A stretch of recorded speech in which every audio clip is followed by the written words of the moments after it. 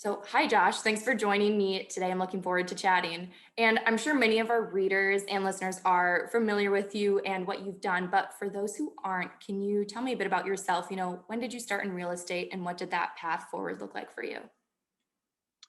Sure. Well, thanks for having me. I'm Josh Budish, principal of Endeavor Development.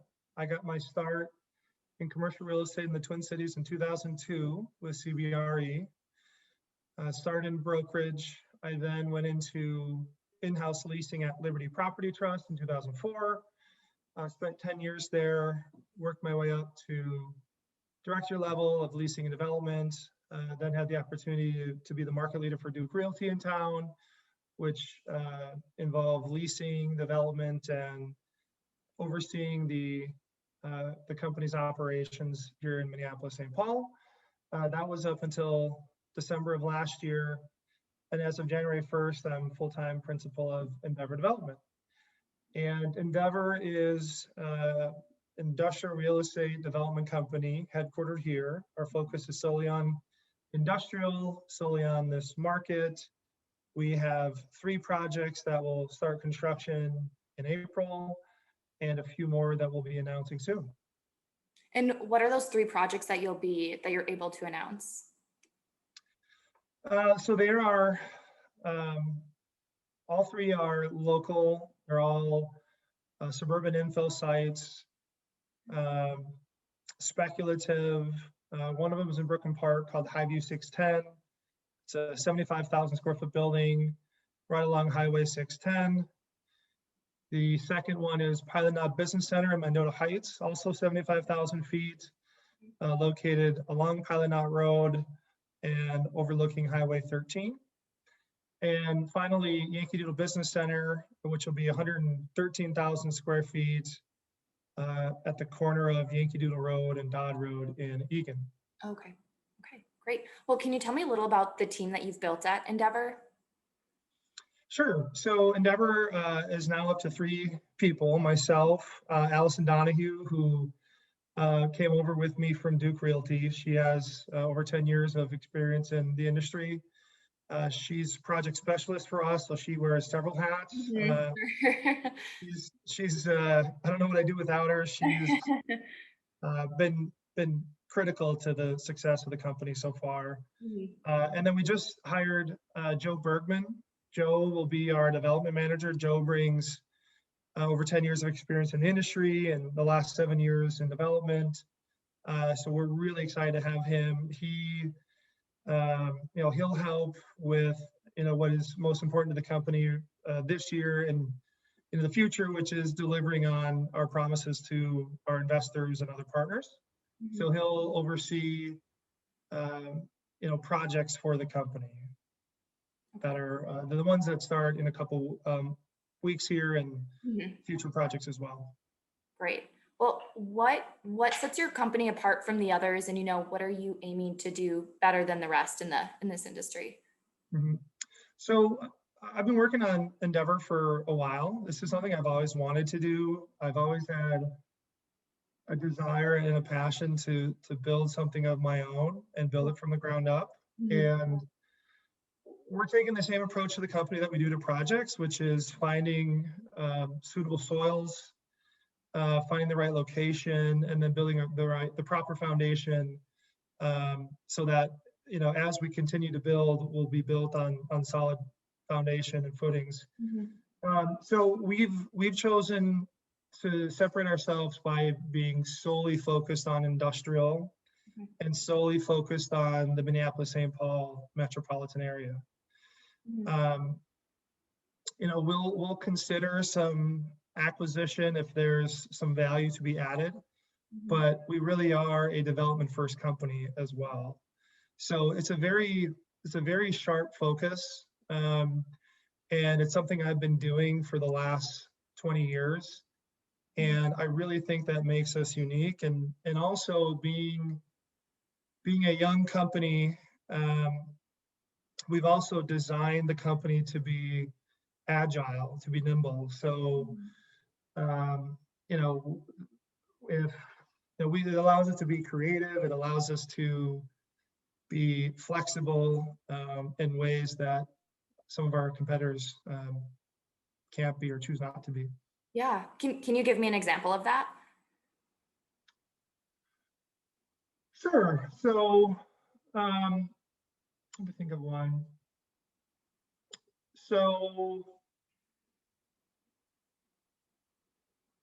I'm thinking about what we could do here. Hmm. Um, we're flexible on, I'm trying to think of what I want to be public here, Sure, Kelly. sure, sure. It's a great question. So, one would be when we've met with property owners who um, may be interested in not just selling their land to us, but being a part of the ground up development, Okay, sure. that's something we can do. Mhm. So for example, there's a property owner in town now who has had several offers to sell his property to other developers, and I was one of them. And I asked him why, what's stopping you from selling? And he says, I feel like I bought this property as a long-term investment, and to simply sell it's one thing, but to be a part of the ownership of the building long-term is of interest to me. And I said, well, we can do that. Yeah. Okay.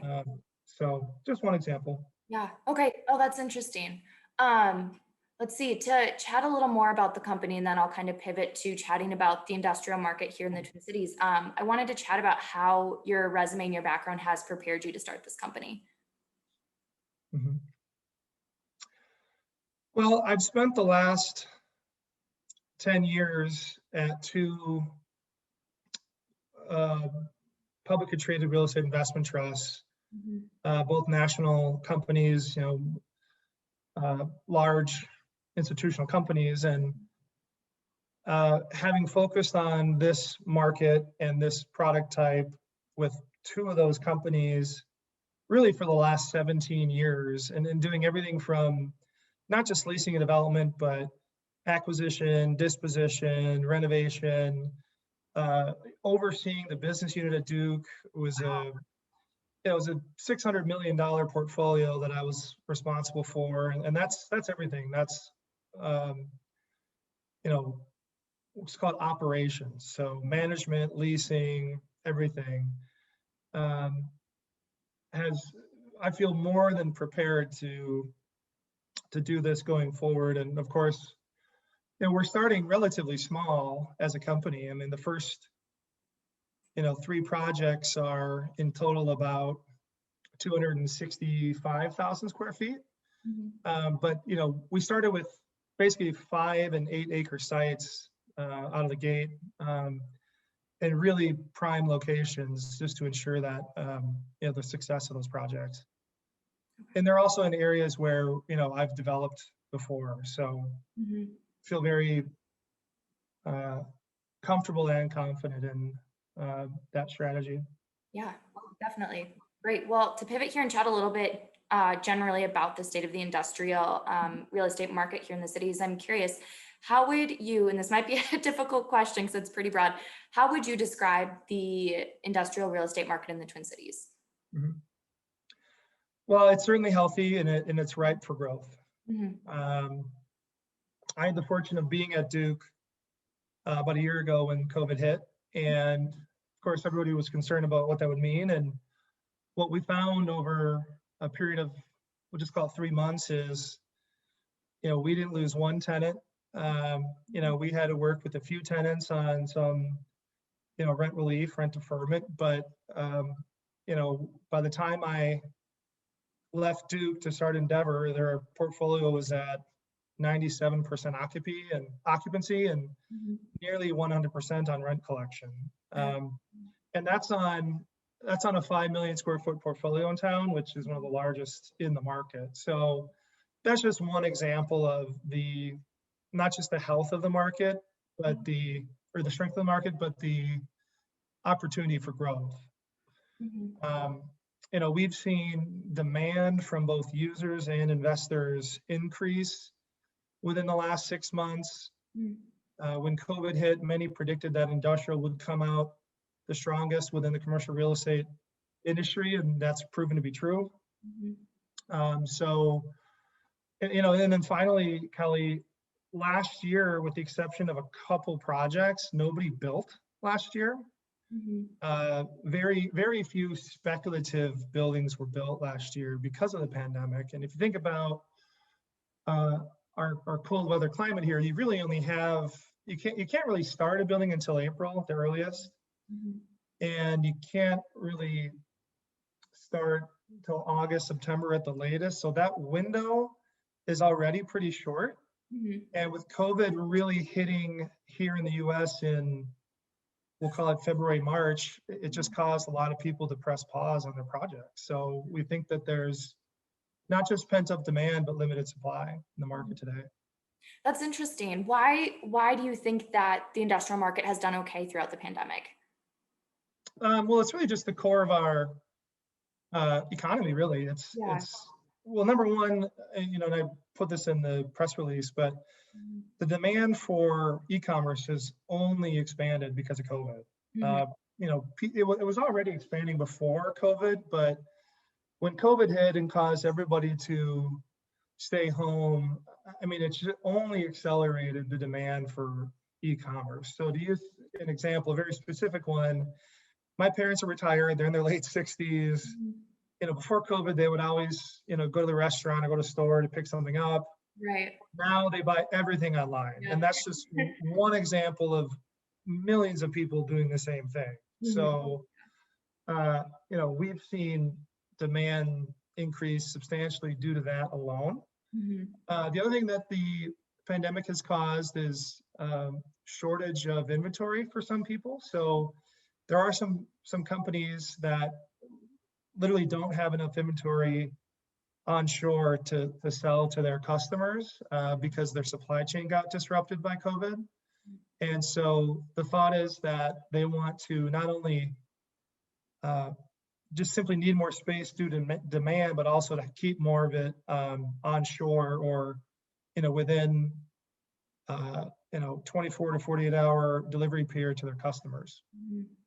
Right. And then finally, um, we're starting to see some manufacturing come back onshore or in the U.S.